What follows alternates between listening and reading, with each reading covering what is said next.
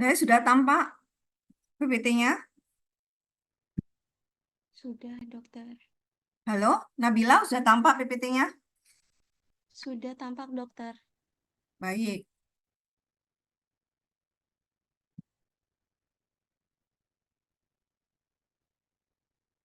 Kita mulai dengan definisi ya. Definisi dari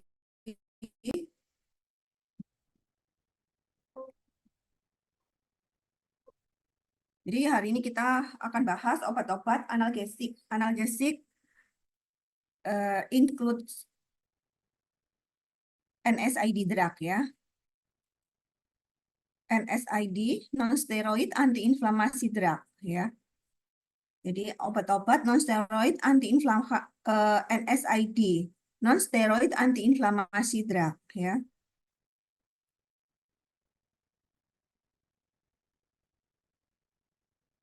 Kita bahas dulu tentang analgesik itu apa. Jadi akan ada analgesik, kemudian antipiretik, kemudian antiinflamasi. Ya, Fresia analgesik itu apa? Fresia.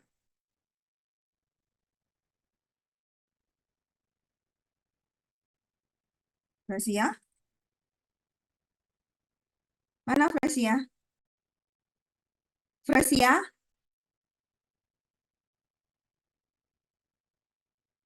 Fresia nggak ada? Hadir, dokter. Ya, what analgesic Fresia?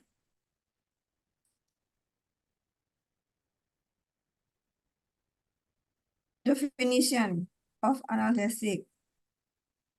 Analgesik itu obat yang digunakan untuk reda nyeri tanpa menghilangkan kesadaran. Oke. Contohnya Fresia? Example.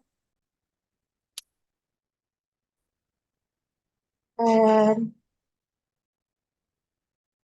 Yang sering kita gunakan apa? Ibuprofen, Ibuprofen. Apa lagi? terus Kan ada buku tuh. Bukunya ada apa aja itu obat-obatnya ada banyak tuh.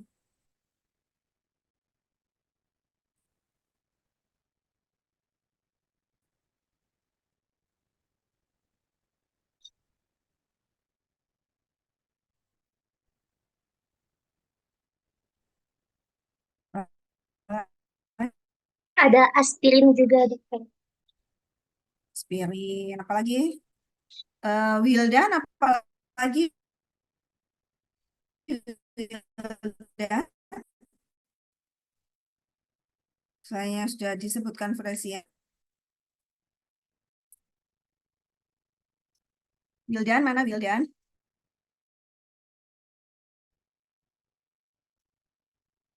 Wildan? Tidak ada Wildan. Halo, Prof. Wildan? Ya, Iya, Dok. Wildan ayo sebutkan selain yang disebutkan Fresia.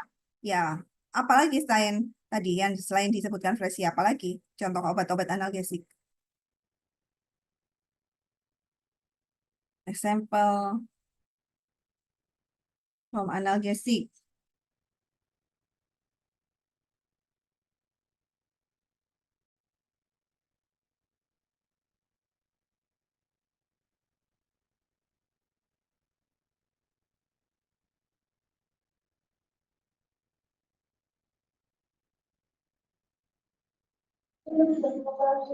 Paracetamol, Dok. C, paracetamol ya. Ya. Jadi banyak paracetamol, aspirin, ibuprofen, asam mefenamat, fenilbutason ya. Semua ada di handout ya. Kemudian ada antipiretik. Jadi obat-obat NSAID, obat-obat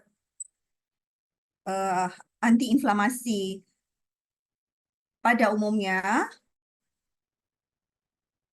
biasanya ya itu include analgesik, antipiretik, and antiinflamasi.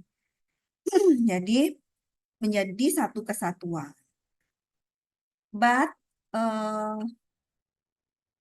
tapi tidak semuanya lengkap, tidak semuanya lengkap komplit analgesik, antiinflamasi, and antipiretik. Kadang analgesik saja, kadang hanya antiinflamasi saja, kadang analgesik, antipiretik, tidak ada antiinflamasinya. Contohnya apa? Contohnya paracetamol. Paracetamol itu dia sebagai analgesik, antipiretik. Dia bisa untuk sebagai anti nyeri, antipiretik, tapi tidak digunakan sebagai antiinflamasi. Sehingga kalau ada inflamasinya, misalnya anjing yang ada bengkak, ada ya, dia pastinya panas, ada panas ya, biasanya ada nyeri. Nah, itu tidak bisa diresepkan dengan paracetamol karena paracetamol tidak punya efek sebagai antiinflamasi. Jadi dia hanya sebagai penghilang rasa nyeri dan demamnya saja, gitu ya. Analgesik, coba dibaca definisinya. Siapa ini?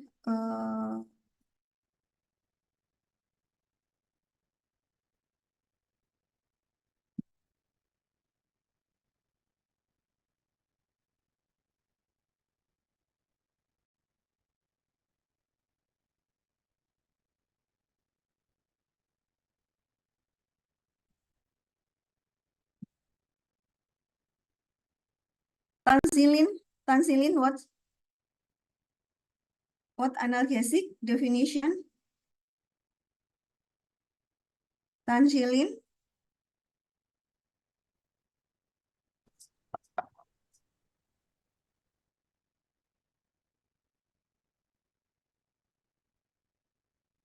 Please read in screen. Definition is from analgesic. Drugs that selectively inhibit the sensation of the pain. Drug that selectively inhibit the perception sensation of the pain, perception. Jadi definisi obat analgesik itu merupakan obat yang selektif menghambat persepsi ya. Persepsi. Jadi nyeri itu persepsi. Persepsi itu artinya apa? Artinya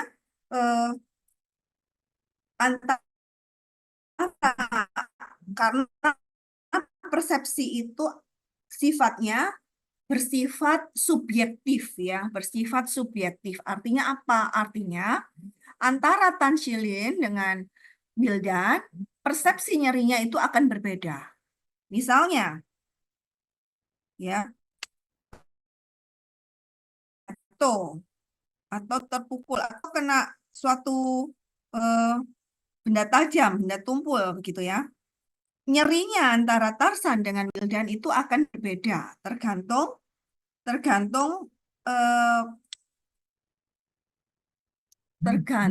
persepsi masing-masing.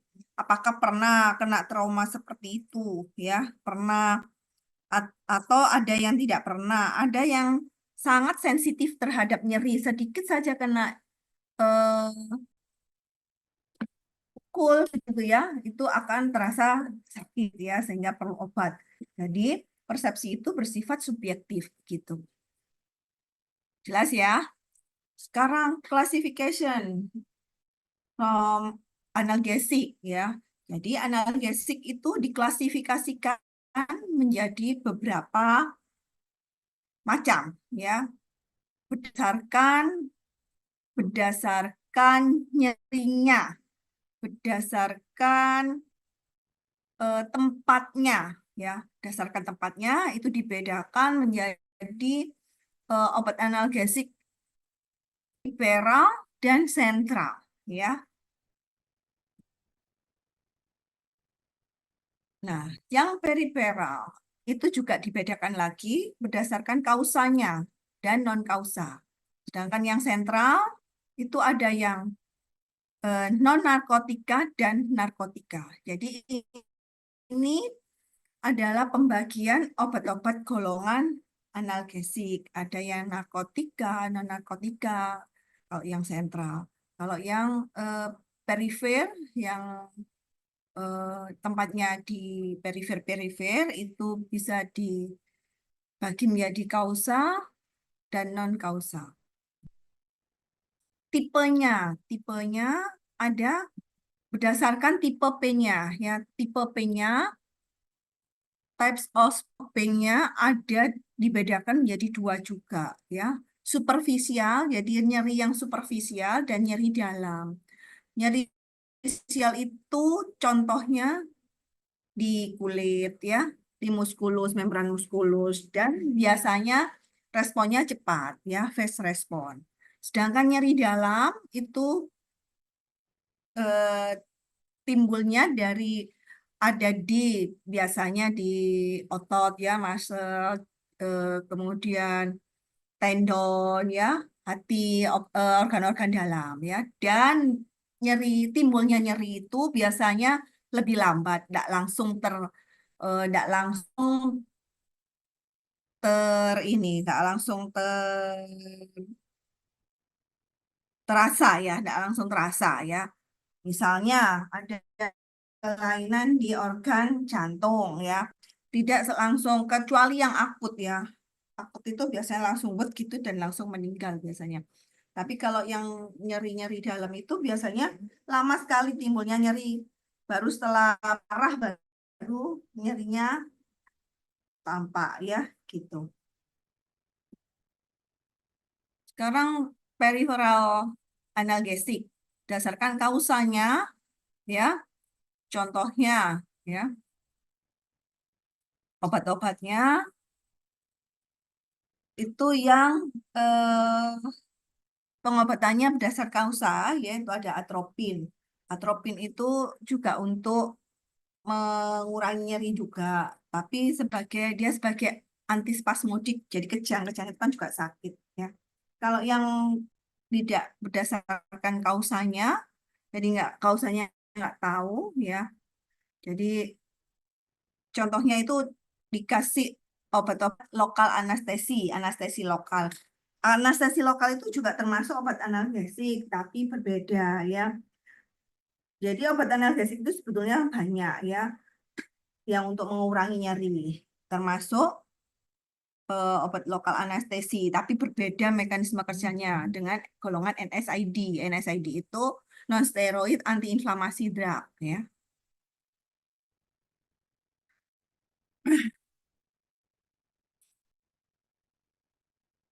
Terus kemudian klasifikasi of analgesik itu juga bisa dibedakan menjadi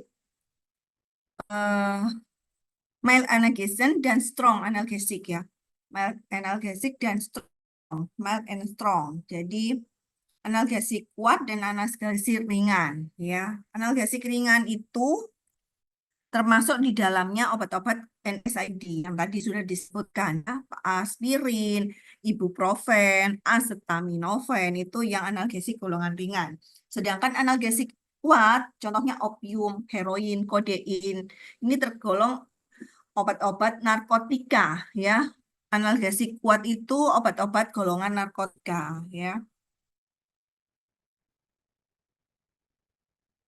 Bedanya apa? Kita lihat ya. Jadi obat-obat yang tadi sentral analgesik ya, itu masuk di dalamnya obat-obat golongan narkotika dan non narkotika. Bedanya apa? Bedanya ya, kita lihat bedanya. Tadi kan sudah ada contohnya ya. Yang NSAID itu ya. NSAID itu ada aspirin, paracetamol. Paracetamol itu nama lainnya ibuprofen ya. Ada diclofenac, ada piroxicam, ada ibuprofen, ada ibuprofen ya. Itu golongan non-narkotika atau NSAID, non-steroid anti-inflamasi drug. Kemudian yang golongan narkotika, obat-obat analgesik kuat, itu masuk dalam kelas obat-obat opioid, ya, morfin and morphine-like drug. Jadi morfin atau obat yang seperti mimik dengan morfin, ya. Contohnya apa? Contohnya yang golongan analgesik narkotika yang alam, contohnya adalah kodein, ya. Yang semi-sintetik contohnya apa? Dihidromorfin, diasetilmorfin, ya. Atau yang sintetik. Jadi ada yang natural, alam, ada yang semi-sintetik, ada yang sintetik, dan ada yang opioid endogens, ya. Yang sintetik apa? Contohnya idin, ya. Opiat endogen contohnya apa? Endorfin, ensepalin dan endorfin ini merupakan opiat endogen. Nah, mungkin Anda sering mendengarkan bahwa ya orang itu endorfinnya lagi keluar hormon endorfinnya jika dia bahagia, jika dia merasa merasakan kebahagiaan, merasakan kepuasan, begitu ya. Kemudian tersenyum, ya. Itu karena adanya atau keluarnya hormon endorfin, ya. Jadi hormon opiat endogen, contohnya endorfin, keluar endorfin. Jadi kalau orang bahagia itu keluar hormon endorfinnya. Sering mungkin ya Anda mendengarkan itu, ya. Jadi kalau kita sakit, ya, terus tapi kita istilahnya sedang bahagia, itu pusingnya itu tidak akan terasa, ya, atau sedikit berkurang karena adanya hormon opiat endogen ini. Jadi kita tuh sebetulnya punya hormon punya obat analgesik di dalam tubuh kita. Apa ya? Endorfin ini. Endorfin itu salah satu bahan, ya, senyawa yang ada di tubuh yang fungsinya sebagai analgesik juga, gitu. Dia sebagai opiat endogen.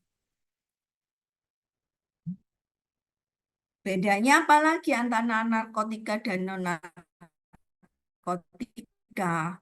Jadi yang narkotika itu efek site of action-nya, tempat kerjanya di korteks dan talamus.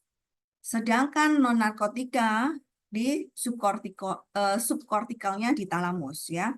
Kemudian bedanya apa lagi? Kalau yang golongan narkotika itu punya antagonisnya. Ada obat yang melawan, ada bahan.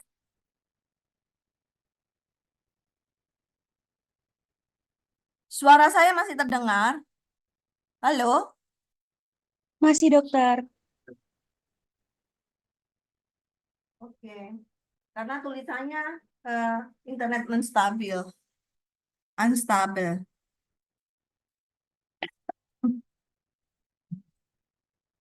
Jadi kalau yang narkotika itu punya antagonis, sedangkan yang non-narkotika no antagonis. Artinya apa? Artinya kalau ada kelebihan dosis atau ada toksisitas dari obat-obat golongan narkotika, itu ada obat yang kerjanya sebagai lawannya, antagonisnya dalam melawan obat-obat yang toksik tadi, ya. Kenapa kok punya antagonis? Karena kerjanya berdasarkan reseptor. Dia punya reseptor kalau obat-obat yang narkotika. Tapi yang golongan narkotika dia tidak punya reseptor. makanya berbeda ya.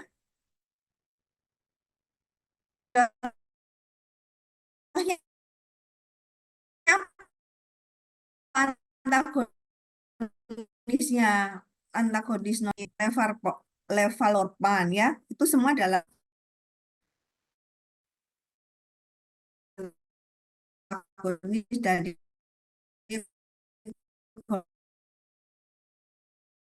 golongan obat narkotika. Sedangkan non narkotika tidak punya ya. Miokard infak miokard akut MI atau angina pectoris, angina pain ya. Sedangkan yang non narkotika untuk nyeri-nyeri ringan, misalnya apa? Headache, pusing ya, toothache, backache ya, sakit gigi, nyeri-nyeri ringan. Tapi yang golongan narkotika biasanya diberi golongan narkotika kalau orang yang kena CA gitu ya. Potensinya tinggi ya. Kalau yang non narkotika potensinya lebih low ya, rendah. Side effect-nya kenapa ini tidak sembarangan diberikan? Karena ada side effect. Side effect-nya apa? Ada addiction ya. Tapi kalau yang non narkotika tidak ada, no addiction dan ada efek yang lain ya. Kalau yang narkotika addiction ya, tapi kalau yang non narkotika tidak ada addiction, tapi dia ada efek samping yang lain apa? Peningkatan waktu pembekuan darah, peningkatan inbleeding tendency dan adanya ulcer ya, adanya ulcer. Ada ulcer itu luka pada lambung ya, gastritis. Jadi itu adalah side effect dari obat-obat golongan NSAID atau obat-obat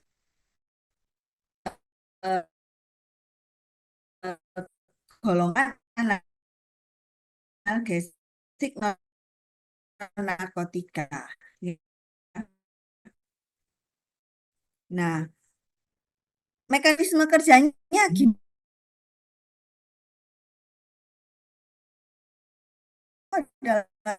Reseptor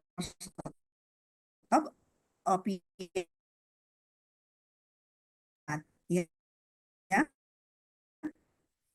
Sedangkan dokter. yang prostaglandin atau menghambat ya. Suaranya putus-putus dari tadi. Oh, putus-putus. Bentar, saya cari Iya. sinyal ya. Sebentar. Iya. Makasih dokter. Ya.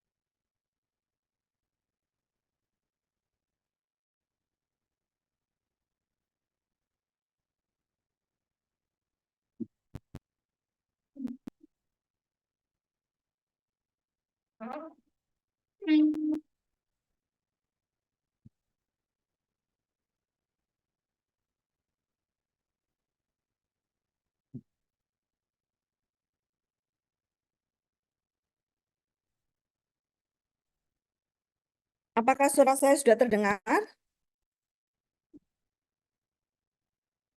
Halo? Halo dokter, sudah. Sudah jelas ya. Saya ulangi. Jadi yang golongan non-narkotika itu menghambat sintesis prostaglandin. Melalui apa? Prostaglandin melalui hambatan enzim siklooksigenase atau biasanya disingkat dengan COX, COX ya. Menghambat enzim siklooksigenase. Nanti kita lihat bagaimana kok bisa dia menghambat nyeri ya. Kenapa? Karena prostaglandin itu salah satu mediator atau neurotransmitter atau sitokin yang menyebabkan penyebab nyeri ya. Bahan yang menyebabkan nyeri itu salah satunya adalah prostaglandin ya. Sehingga itu yang dihambat sintesisnya. Dengan apa? Dengan cara menghambat enzimnya. Enzim yang menghasilkan prostaglandin. Enzimnya apa? Enzimnya siklooksigenase atau COX ya. Bedanya itu ya, ini punya reseptornya mu kappa delta theta ya.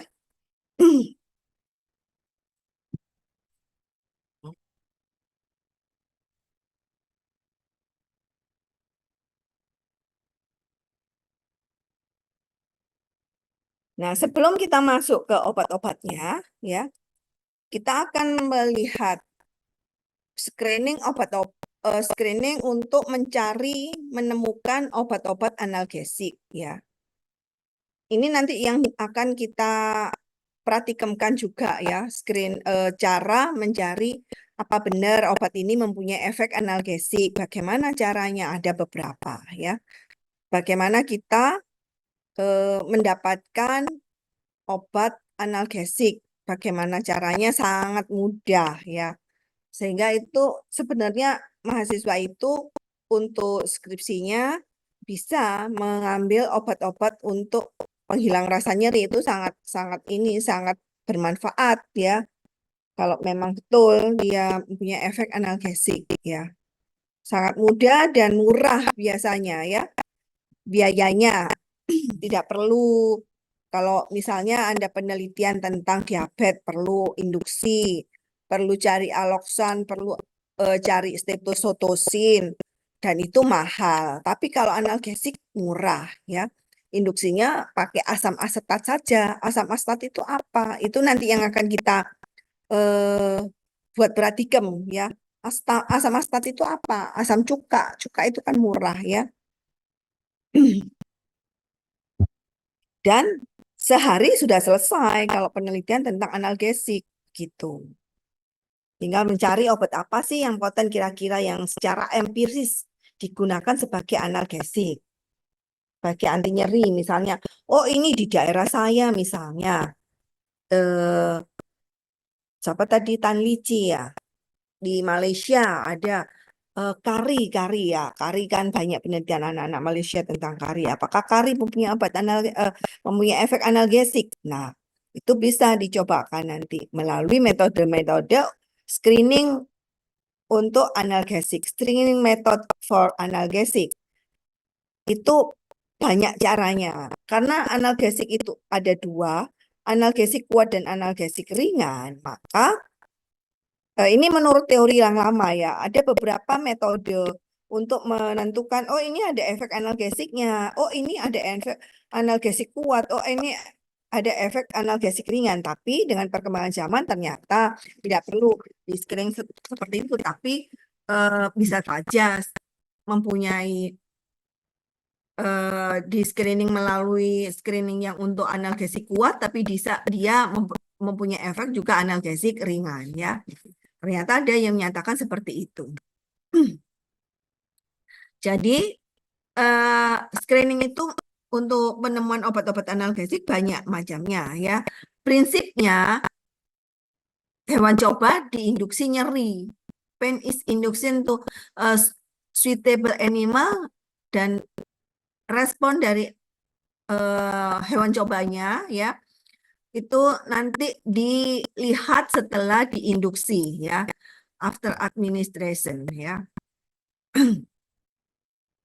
Induksinya dengan apa? Induksinya macam-macam, tergantung kita mau melihat analgesik ringan atau kuat. Tapi dengan seperti tadi saya jelaskan, dengan perkembangan zaman itu tidak pasti yang punya analgesik kuat itu tidak bisa digunakan analgesik ringan, tidak. Jadi bisa saja bisa untuk analgesik ringan, bisa untuk analgesik kuat gitu ya.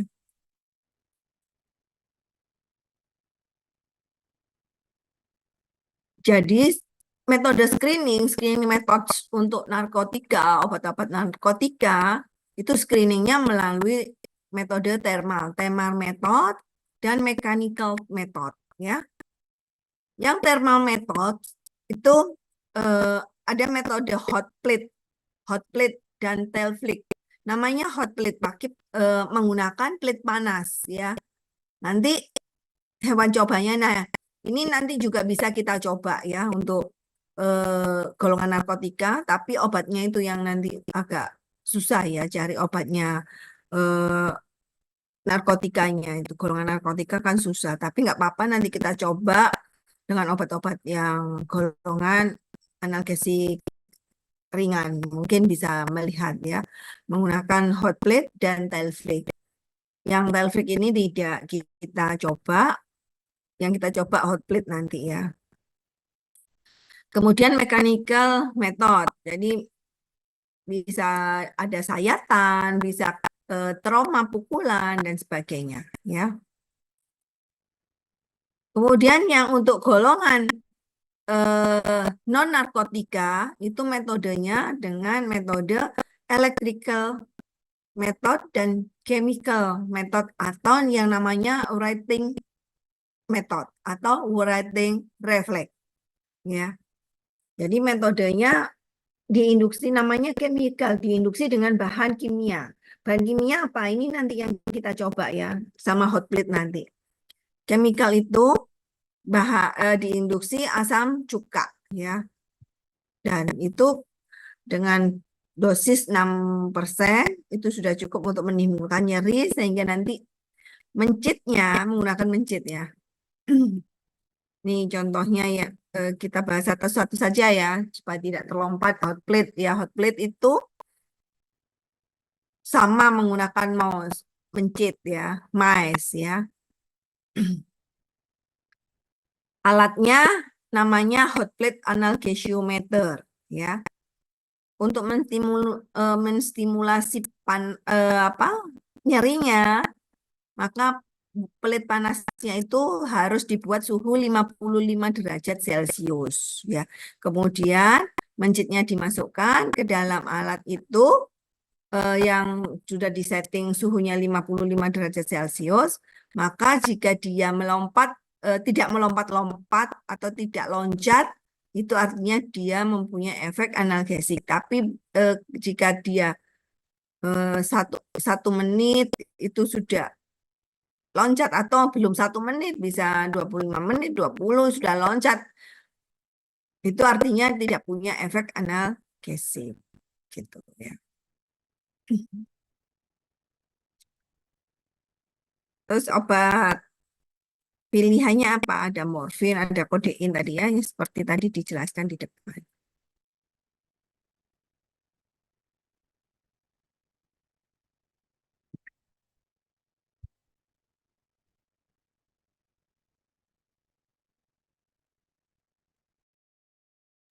Sebentar ya.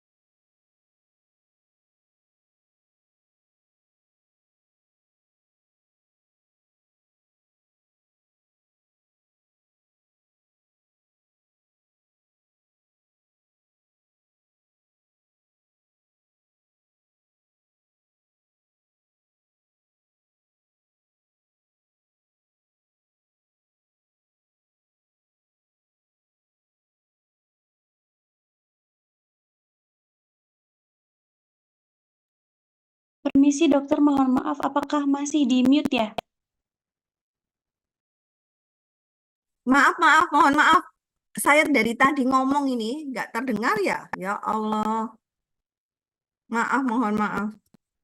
Baik dokter, terima kasih. Ya. Ini kelasnya mau ikut ini. Kelas C ada ITR jam 9 dokter. Ini udah jam 9 kah?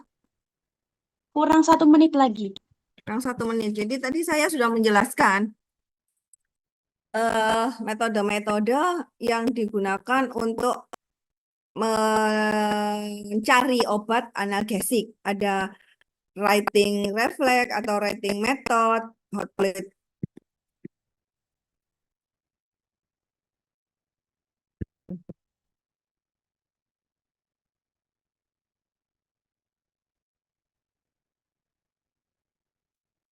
Hot plate ya, menggunakan metode hot plate. Hot plate itu menggunakan pelit panas. Hewan cobanya pakai mas, kemudian di set plate-nya itu 55 derajat Celcius dan dilihat jika diberi obat analgesik kuat ya, contohnya morfin, berapa lama dia tahan di pelit panas tersebut. Kalau semakin lama artinya semakin kuat efek analgesiknya, gitu ya. Telflix ini hampir sama ya, hanya saja alatnya menggunakan Telflix analgesiometer ya. Dia menggunakan panasnya itu 130 derajat ya, kemudian ekornya dimasukkan air dengan suhu 130 derajat. Ya, bagaimana? Apakah dia tidak terasa? Apakah terasa ya?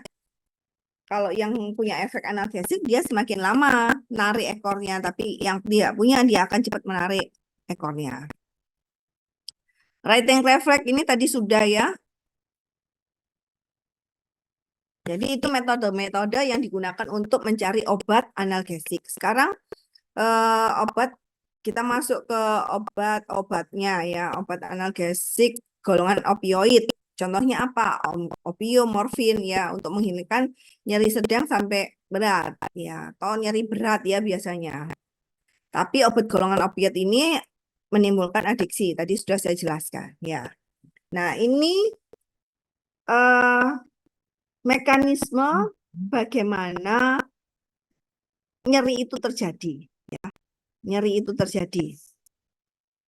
Jadi kalau ada nyeri, cedera jaringan ya, maka jaringan yang cedera tadi akan mengeluarkan mediator kimia, melepaskan mediator kimia antara lain apa? Antara lain histamin, kinin, dan prostaglandin ya. Dan juga terjadi vasokonstriksi yang sifatnya sementara ya. Setelah melepaskan mediator-mediator itu, maka yang terjadi apa? Yang terjadi adalah terjadi vasodilatasi, terjadi permeabilitas membrannya meningkat, terjadi nyeri, terjadi demam, ya. Sehingga kalau ada vasodilatasi, gejala yang terlihat adalah eritema, ya, kemerahan, karena ada kongesti darah.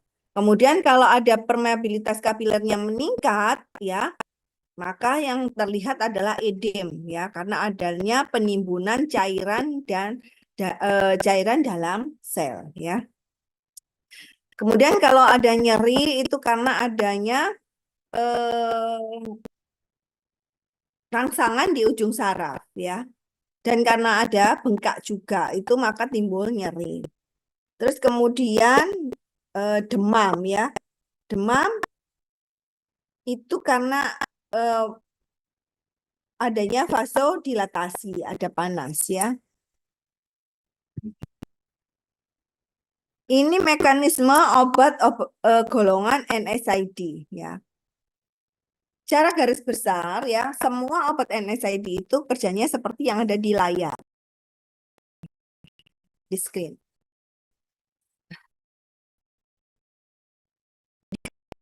Ada stimulus, ada gangguan pada membran sel, misalnya tadi ada trauma, ada sayatan, jatuh, ada suatu penyakit ya yang menyebabkan misalnya CA yang menyebabkan invasinya sel-sel ke sel-sel normal itu kan juga kalau sudah organnya sudah tidak bekerja ada timbul sakit di berbagai organ ya begitu.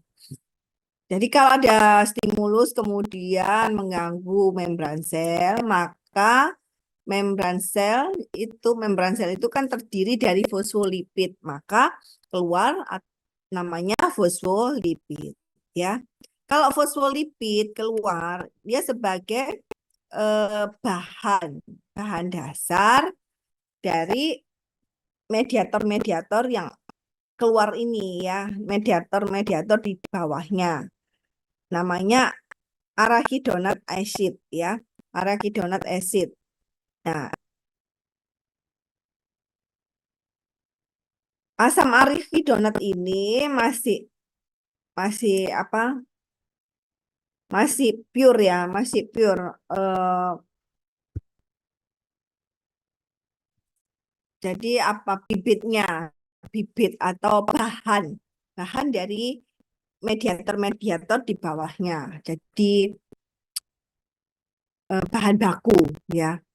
Nah, fosfolipid itu dirubah menjadi asam arachidonat oleh namanya enzim fosfolipase ya. Obat yang menghambat enzim fosfolipase atau enzim asam arachidonat itu namanya obat-obat golongan kortikosteroid atau obat-obat golongan fosfolipid ya.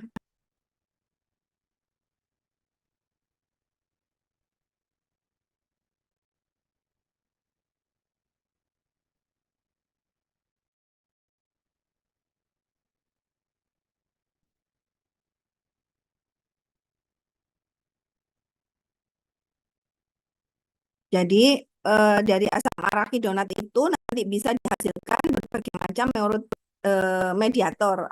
Mediatornya apa saja? Mediatornya ada leukotrin, ada prostaglandin, ada tromboksan, ada prostasiklin ya. Nah, kalau tadi fosfolipid dirubah menjadi asam arachidonat oleh enzim fosfolipase.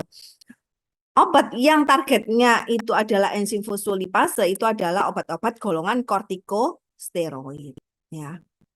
Apa saja obat kortikosteroid? Ada dexamethasone, ada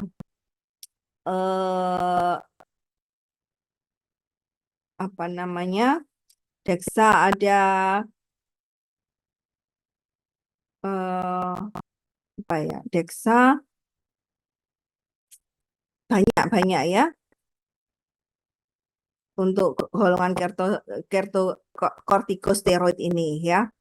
Kemudian asam arachidonat ini akan diubah menjadi leukotrin dan tromboksan, prostasiklin dan prostaglandin ya. Oleh siapa? Jadi ada dua jalur lipoksigenase dan jalur siklooksigenase atau COX dan jalur LOX ya. LOX dan COX ya. Obat yang kerjanya menghambat siklooksigenase itu termasuk di dalamnya obat golongan NSAID dan ASA. Ya, anti inflamasi yang non steroid ya, obat analgesik yang non steroid gitu. Nah, enzim siklooksigenase itu akan merubah asam arachidonat menjadi prostaglandin, tromboksan dan prostasiklin ya. Kemudian tromboksan ini yang mengubah leukosit, modulasi dan inflamasi. Tapi sekarang tidak kita kita bahas yang prostaglandin ya. Jadi tromboksan ini juga termasuk target sehingga tromboksan untuk apa? Tromboksan itu coba saya tanya sih, ada yang tahu nggak tromboksan itu? Siapa ya? Gracia udah.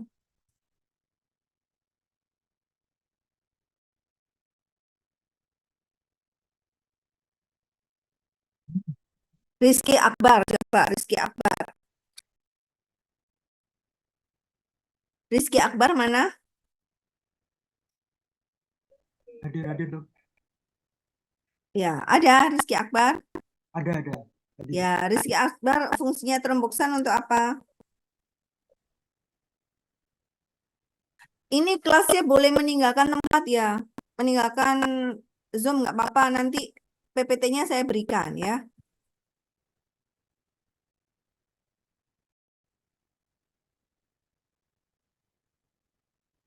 Untuk mengurangi kehilangan isi vaskular, contohnya plasma dan darah.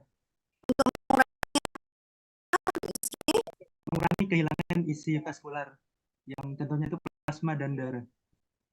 Namanya tromboksan, pasti berhubungan dengan trombosit. Trombosit itu untuk apa?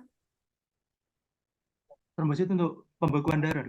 Nah, untuk pembekuan darah. Artinya tromboksan itu yang berarti kan enzim. Dia enzim yang membantu. Tromboksan itu membantu dalam proses pembekuan darah. Sehingga kalau dihambat fungsinya maka ada hambatan pembekuan darah, ya. Apa akibatnya kalau ada hambatan pembekuan darah? Akibatnya yang terjadi perdarahan, begitu, ya. Itu salah satu efek samping dari obat-obat NSAID. Sedangkan pada prostaglandin, kita tahu prostaglandin sebagai salah satu mediator penyebab nyeri, ya. Sehingga itu harus dihambat. Kalau dihambat apa yang terjadi?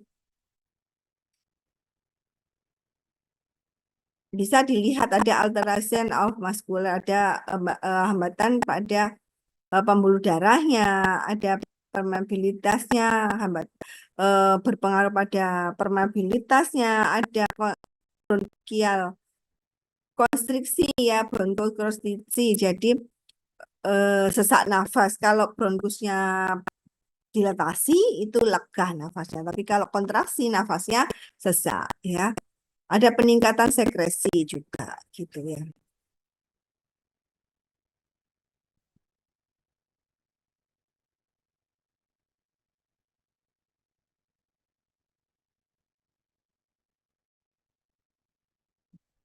Nah, sedang itu kalau jalur siklooksigenase. Kalau jalur leukotrin, dia akan menghasilkan leukotrin beta, C, D, E ya. Di mana fungsinya tadi sama dengan prostaglandin ya. Dia menyebabkan permeabilitas vaskuler, konstriksi bronkus, peningkatan sekresi begitu. Sedangkan leukotrin 3 itu yang menyebabkan fagositosis, kemudian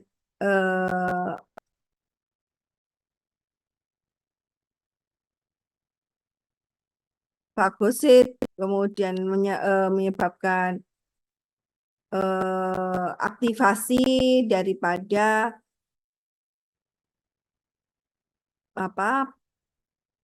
bahan-bahan yang menyebabkan inflamasi ya. Ini menyebabkan inflamasi sehingga bisa digunakan kalau menghambat leukotrin atau menghambat lipoksigenasenya bisa digunakan untuk mengurangi inflamasi. Sedangkan yang lainnya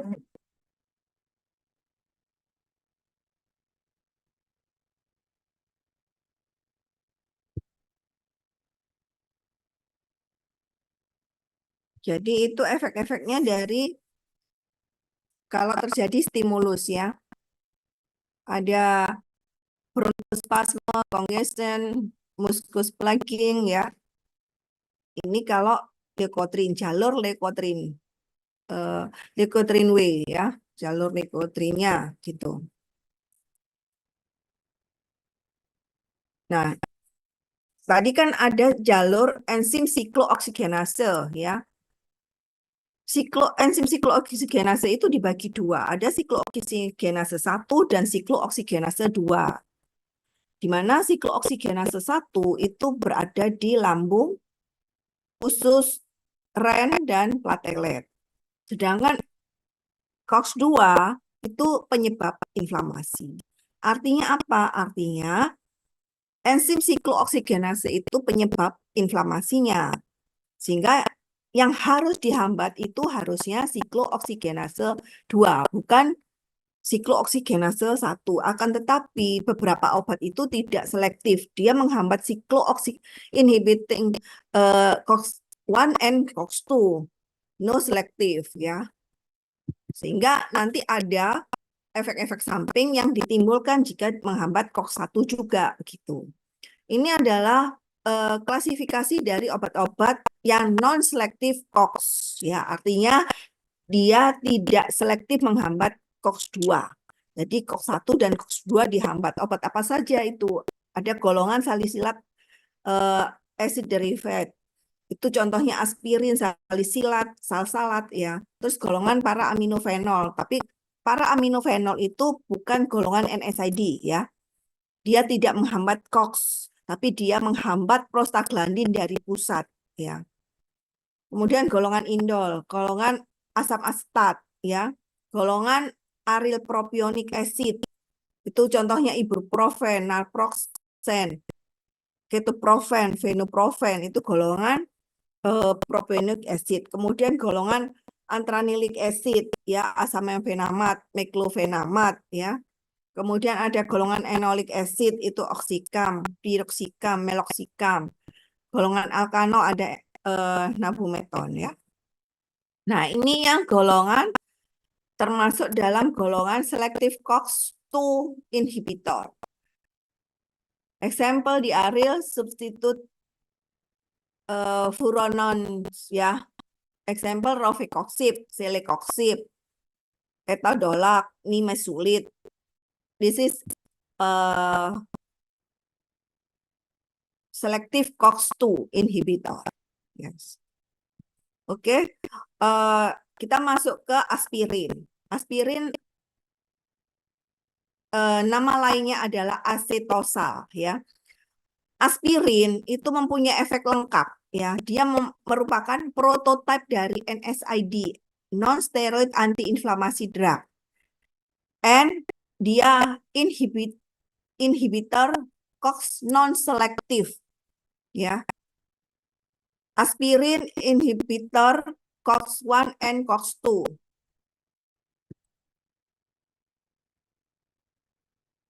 Aspirin mempunyai efek analgesik, antipiretik, dan antiinflamasi. Ya, lengkap efeknya sebagai analgesik, antipiretik, dan antiinflamasi ada. Ya. Tapi dia mempunyai side effect because aspirin COX-1 inhibitor.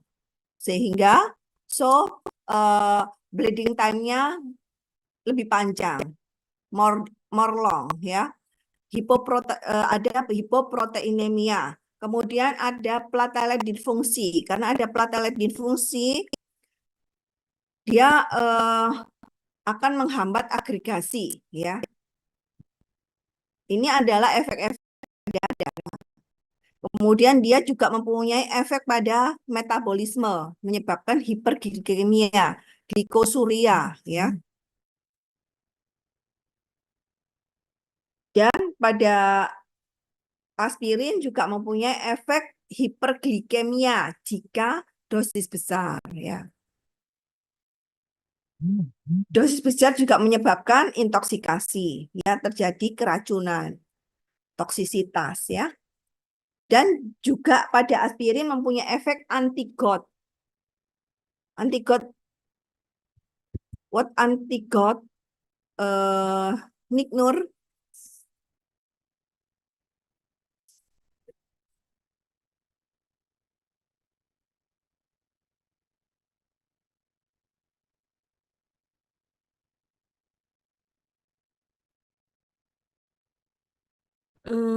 Anti-GOT is the drug to prevent gout.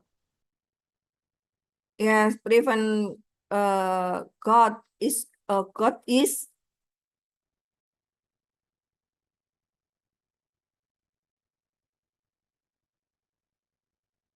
GOT itu apa ya? Asam urat ya, peningkatan asam urat. Ada peningkatan asam urat. Asam urat level ya, level asam uratnya meningkat ya. Increase asam urat, ada peningkatan asam urat ya. Jadi aspirin bisa untuk mengatasi peningkatan asam urat. Efek on GI tract is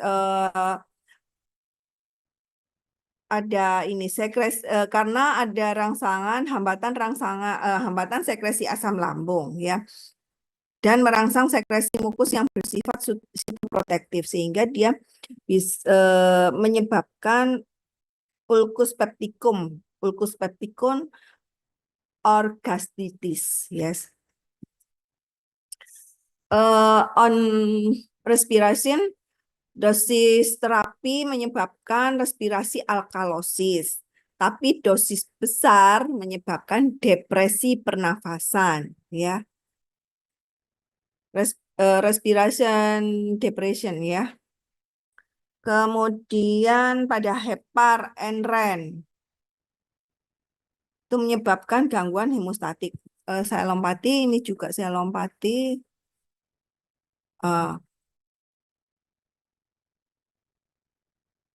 Important of aspirin, side effect of aspirin, iritasi lambung. Iritasi lambung itu ulcus pepticum or gastritis, alergi, terus bleeding time, increase bleeding time. Kemudian penggunaannya indication analgesic and antipyretic, demam rheumatoid arthritis, dan prevent thrombus. Kontraindikasi tidak boleh, no use pada ulcus pepticum, hemofilia, alergi. Sekarang kita masuk ke obat paracetamol. Nama lainnya adalah acetaminophen, ya, atau ini dari para aminofenol, ya. Yang penting di paracetamol ini dia hanya mempunyai efek analgesic and antipyretic, no antiinflamasi, ya. Paracetamol vs aspirin. Paracetamol no antiinflamasi, no anti-GOT, no iritasi lambung, no gastritis, no gangguan pernafasan, respirasi, no gangguan keseimbangan asam basa, no efek metabolisme karbohidrat, ya. Ini untuk paracetamol, for paracetamol. Efek samping from paracetamol, anemia hemolitik, methemoglobinemia, nefropati, hepatotoksik.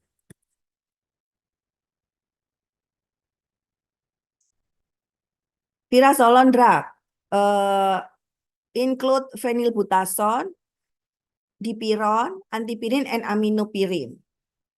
Phenylbutazone analgesic effect little, few, ya, sedikit. Phenylbutazone lebih digunakan untuk antiinflamasi, ya, tidak untuk analgesik, ya, karena sifat analgesiknya hanya sedikit, ya, tapi dia juga sebagai efek untuk GOT, ya, karena mempunyai efek urikosurik. Dipiron hampir sama dengan paracetamol, ya. Efek analgesik, antipyretik, no antiinflamasi. Antiinflamasinya sedikit, kecil, ya. Acetaminophen untuk analgesik, antiinflamasinya kecil, ya, kecil. Kemudian asam propionat Asam propionat antara lain ibuprofen yang masuk asam propionat, ada ibuprofen, ada naproxen ya. Ini sebagai obat analgesik dan antipiretik. Tidak sebetulnya bisa, tapi sedikit efek antiinflamasinya sangat kecil ya. Kemudian endometasin sama dengan paracetamol. Bisa sebagai endometasin mirip dengan aspirin ya. Efeknya dia punya sebagai analgesik, antipiretik dan antiinflamasi. Efek samping dari penggunaan analgesik ya, ada gangguan fungsi ginjal ya, ada hiperkalemia, diuresis ya. Kemudian diklofenak termasuk golongan asam fenil asetat. Untuk rheumatoid penggunaan klinisnya, klinis use for rheumatoid arthritis and osteoarthritis. Piroxicam, golongan piroxicam misalnya oxicam ya, sama, the same for rheumatoid arthritis, osteoarthritis, and spondylitis ankylosa. Nabumeton is product ya, produk. So tidak digunakan untuk pengobatan karena dia bentuknya produk ya. Meloxicam itu termasuk dalam obat yang selektif COX-2 ya. Sehingga kalau selektif COX-2 no efek samping, side effect no, tidak ada efek samping gastritis, kemudian increase bleeding time, kemudian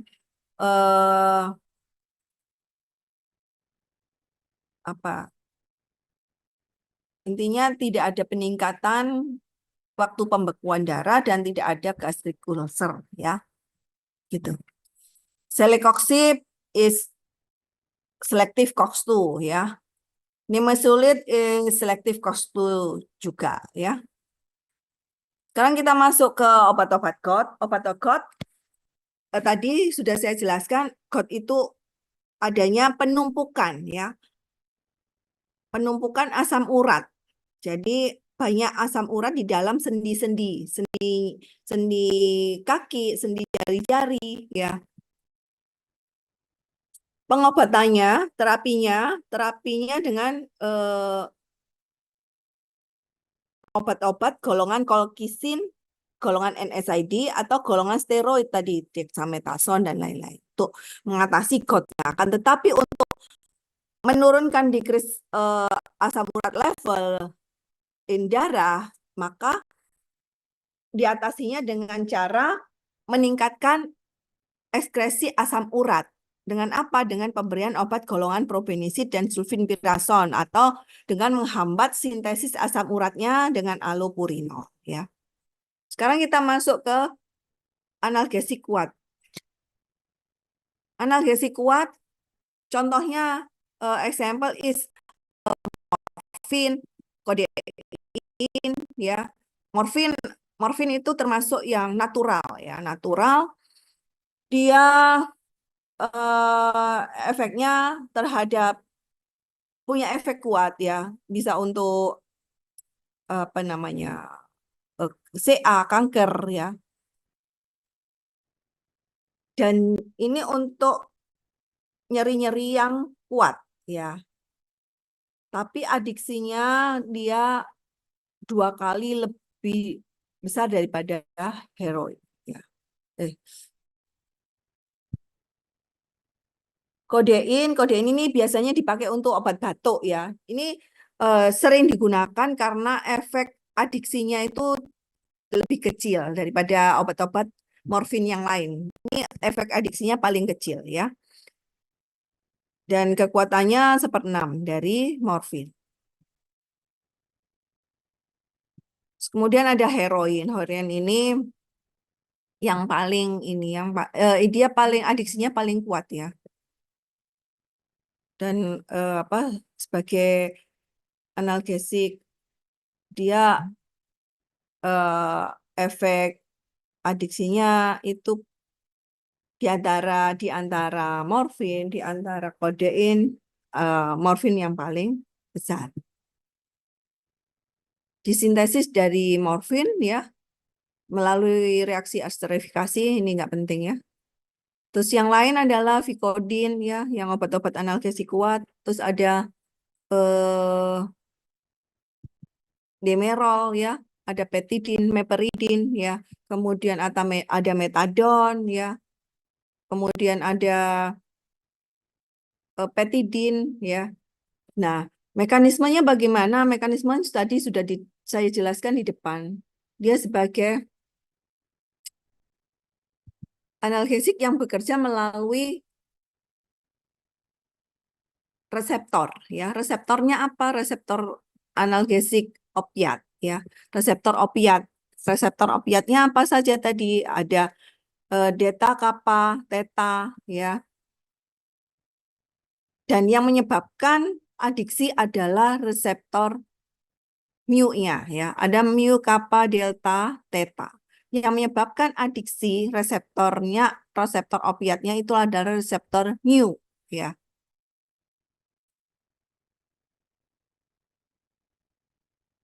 Dan endorfin itu merupakan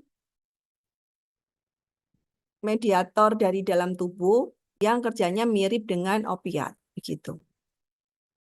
Ini side effect-nya, ada side effect yang dalam short time dan long time ya. Ini nanti bisa dibaca sendiri ya. Ini analgesik atau lokal anestesi lokal nanti minggu depan, dan itu yang presentasi mahasiswa harus siap ya. Baik, sampai di sini ada yang ditanyakan? Any question?